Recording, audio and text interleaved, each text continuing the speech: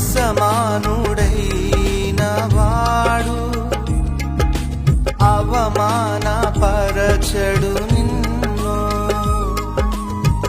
ఓటమి ఎరుగని మన దేవుడు ఓడిపోనివ్వడు నిన్ను.